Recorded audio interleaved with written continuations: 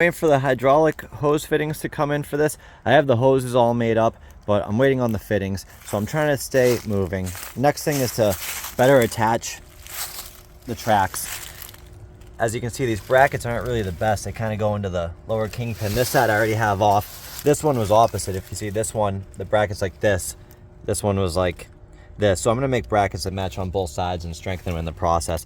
As you can see, this one didn't really stand up to the abuse too well, and the kingpin is hanging out, and we have bent bolts. So I'm gonna get ahead and start making some better brackets for this. As usual, working with nothing. I don't even have any cardboard to assist my design. Just measured out the spacing. This is gonna be the first new piece that's gonna bolt underneath the kingpins. Laid out the whole pattern and gonna drill it and cut it. Got my first two pieces made up. They're identical, and I went out and I got some grade 8 hardware. These first two pieces are going to bolt up to the bottom of the kingpin like that, and then I'm going to make two that grab these bottom two bolts and come down and grab this thing. Not really showing a lot of the process on this because I'm rushing for time, but I just want to show how I did this. I just cut these out with the grinder. These are going to be the next pieces. I got the two of them clamped together so I can drill them exactly the same. Alright, so all these old ones are all off and twisted up and binged up, and you can see the start of what we have going on here. I got the bottom plate on, I got the side plate on. I'm going to do, a gusset that goes down at an angle from there to there so it can't twist. And then these are, I'm going to do one on each side. He only had one on one, and I'm going to have to weld some sort of a tube or something through here so it can pivot. So hopefully this will help hold the tracks correctly. The kingpins will all be back in. I can get out there and not have to worry about a track falling off. Got the side plates marked out and drilled. I kind of struggled with this a little bit. Just a guy in my backyard, and I was struggling with the angle of this and stuff. I got it mounted up as straight and down as possible, which I think it actually really needs to be more straight, but I had already cut the plate. So I'm going to jack this thing up and make sure that the track rotates up and down freely as necessary. Alright, this is exactly what I wanted to see. It swings as it should. No binding, so the tracks will have a range of motion. So I just got to go ahead and get another one on the other side and maybe put a piece of tube across so that it's got something straight, and a little brace, weld it up, we'll be good. Danny was nice enough to let me borrow her little welder because my 220 cord doesn't reach all the way back here. So the 110 machine doesn't quite have enough to blast this all together.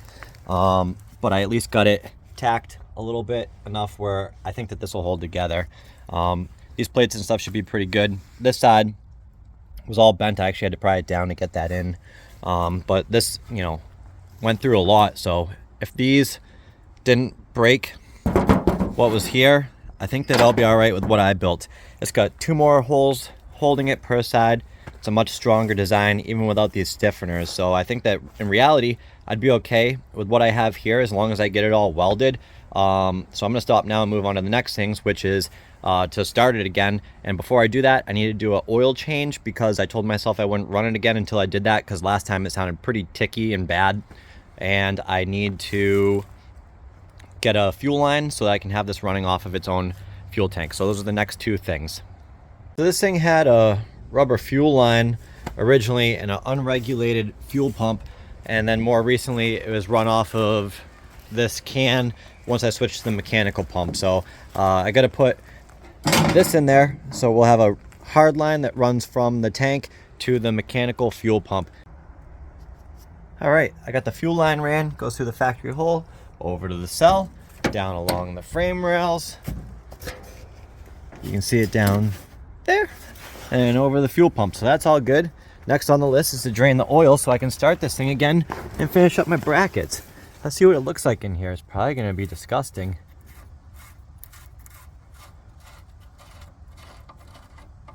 Probably going to be straight water. Oh. Oh, yuck.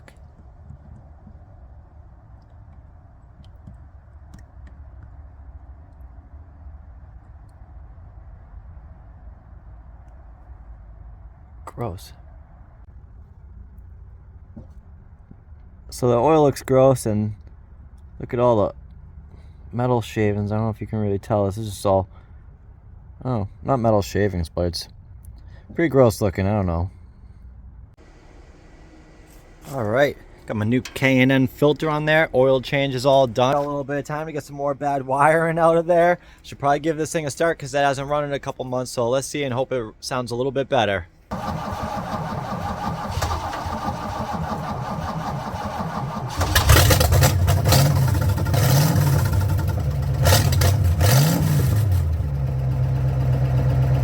It's still a little clicky in there.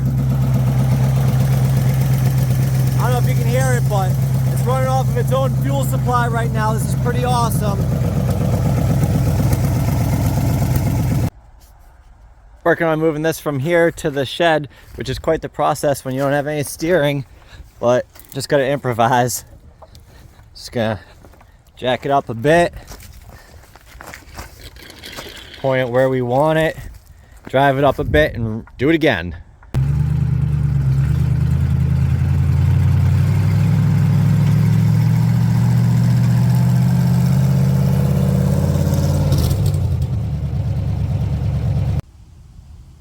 Alright, I got it up by the shop, and since we're on the subject of track brackets, the rears are now needing some work.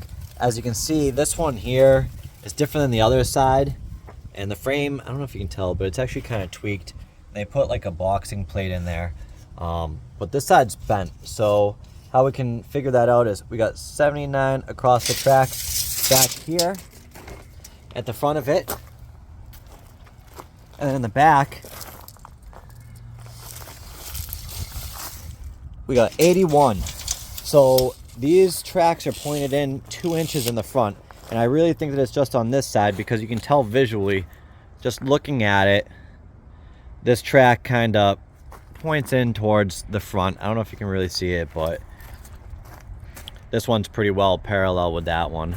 So I'm gonna have to go ahead and figure out how to get that bent over. I think this one will show it a little bit better. See how curved in it is? You got that little gap right there as opposed to it just going straight back. So gonna need some adjustment on this. This side's right in line. All right, well, I was trying to get to wrapping my head around how I'm gonna straighten out the rear. I was able to put some weld on the bottom of those plates. It looked like Stevie Wonder did it, but that's all right. I got this here set up. I got the other side chained to this, so hopefully I can pull the bracket over and straighten out that bow on the frame. There is a lot of problems with this. Like, I don't have any instructions or anything for the tracks. This is just something someone else built, but these here, I believe that these have to go up and down, you know, to move with the suspension. The track actually is basically bound up.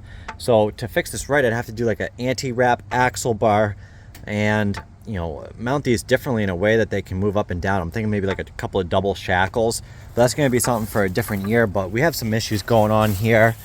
Watch how this thing wiggles when I push on it. Can you see that? The whole frame and everything is moving when I do that. Also, I noticed a lot of damage on these tracks. This one's got a broken drive rung on it, and this is all bowed out. And the other side, I think, may be bent as well. So not really what I was hoping to see, but I'm gonna keep pushing forward with this because I'm pretty determined to get this used. I also noticed that this track over here, it's got I can fit my finger under it out here, so it's, you know, I don't know if these cogs are bent or what, but I'm gonna keep doing what I can to get this thing ready for the winter. All right, we got this line tight now. Pretty easy work. It didn't even tighten up the tension on the other side, but you can see it as I pull on this.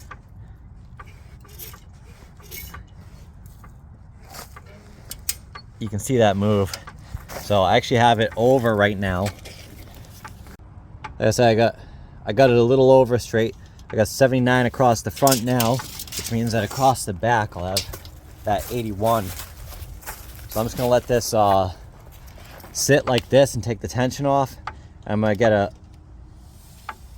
adjustable. Yeah, got about 80, so should be over. I'm gonna get an adjustable and pull that kink out of the frame, and hopefully this will kind of stay here. and I can start on building some structure for it.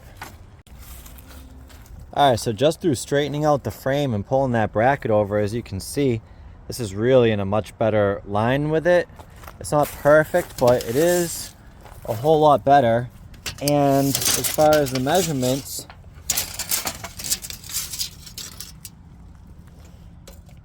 we got them pretty good. I got 80 across the front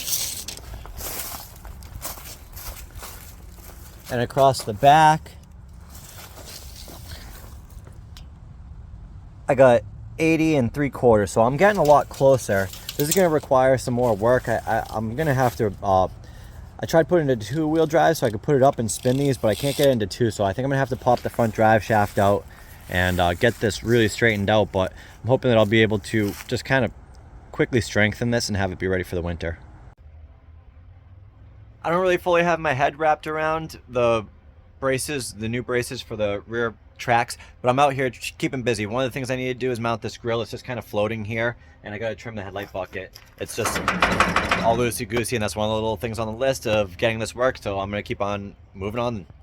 First step in doing that was to remake this side piece, because for whatever reason, when I did it last year, it was shorter, but now I got the grill nice and straight on the frame, the cross member. Everything was tweaked when I did that, I think, but anyway, so this side was already notched out for the radiator before, so now I can mark this one, cut the bucket out, and I can bend the bracket here and try and get some sort of a fan in this and a shroud set up.